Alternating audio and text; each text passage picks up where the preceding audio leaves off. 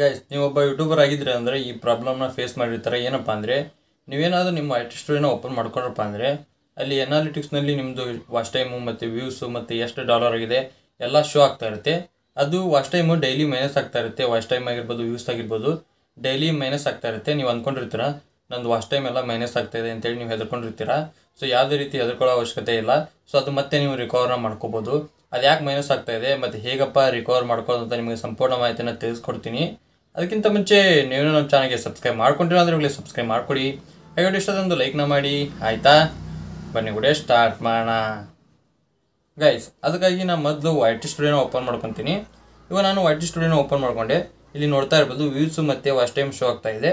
ಇವಾಗ ನೋಡಿ watch time minus ಆಗಿದೆ. ಇವಾಗ ನಾನು ವಾಚ್ ಟೈಮ್ ಮೇಲೆ ಕ್ಲಿಕ್ನ ಮಾಡ್ಕೊತೀನಿ. ನೆಕ್ಸ್ಟು ವಾಚ್ ಟೈಮ್ ಮೇಲೆ ಕ್ಲಿಕ್ ಮಾಡ್ಕೊಂಡಪ್ಪ ಅಂದರೆ ಇಲ್ಲಿ ನೋಡಿ 1.5 ಅಂದರೆ 1.5 ಅವರು ನಮಗೆ ವಾಚ್ ಟೈಮ್ ಕೌಂಟ್ ಆಗಿದೆ. ಸೊ ಇದು ಮೊದಲು ತುಂಬಾ ಇತ್ತು. ಇವಾಗ ಡೈರೆಕ್ಟಾಗಿ ಎಲ್ಲ ಮೈನಸ್ ಆಗಿದೆ. ಯಾಕಪ್ಪ ಮೈನಸ್ ಆಗಿದೆ ಅಂದರೆ ಅದ್ರ ಮೇಲೆ ಕ್ಲಿಕ್ ಮಾಡಿದರೆ ನಿಮಗೆ ಗೊತ್ತಾಗುತ್ತೆ. ಇವಾಗ ಅದ್ರ ಮೇಲೆ ಕ್ಲಿಕ್ ಮಾಡ್ಕೊತೀನಿ ನಾನು. ಅದ್ರ ಮೇಲೆ ಕ್ಲಿಕ್ ಮಾಡಿದ ಮೇಲೆ ಇಲ್ಲಿ ನೋಡಿ 7 days, 28 days, 90 days, 365 days, September, August, ಈ ಥರ ಒಂದಿಷ್ಟು ಡೇಟ್ ಇಲ್ಲಿ ಶೋ ಆಗ್ತಾ ಇದ್ದಾವೆ. ಇವಾಗ ಇದು 28 ದಿನದ ಮಾತ್ರನೇ ಶೋ ಆಗ್ತಾ ಇದೆ. ಅಂದರೆ ಇವತ್ತಿಂದ 28 ದಿನದ ಹಿಂದ್ಗಡೆ ಎಷ್ಟು ವಾಚ್ ಟೈಮ್ ನಿಮ್ದು ಕೌಂಟ್ ಆಗಿದೆ ನೋಡಿ, ಅದು ಮಾತ್ರ ಇಲ್ಲಿ ಶೋ ಆಗುತ್ತೆ.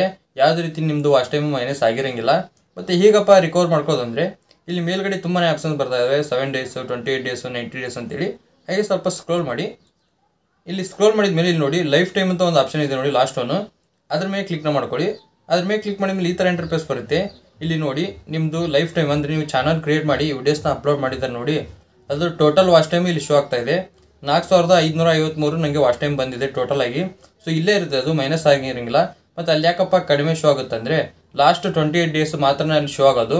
ಮತ್ತು ನೀವು ಒಂದು ವೀಕ್ ಬಿಟ್ಟು ನೋಡಿ ಮತ್ತೆ ಮೈನಸ್ ಆಗಿರುತ್ತೆ. ಅದು ಮೈನಸ್ ಅಂದರೆ ಅಲ್ಲಿ ಇರೋಂಗಿಲ್ಲ ಅಷ್ಟೇ. ಅದು ನೀವು ಅದ್ರ ಮೇಲೆ ಕ್ಲಿಕ್ ಮಾಡಿಕೊಂಡು ಲೈಫ್ ಟೈಮ್ ಸೆಲೆಕ್ಟ್ ಮಾಡ್ಕೊಂಡ್ರಪ್ಪ ಅಂದರೆ ನಿಮಗೆ ಟೋಟಲ್ ಆಗಿ ನಿಮಗೆ ವಾಚ್ ಟೈಮ್ ಎಷ್ಟು ಬಂದಿದೆ ನೋಡಿ ಎಲ್ಲ ಇಲ್ಲಿ ಶೋ ಆಗುತ್ತೆ.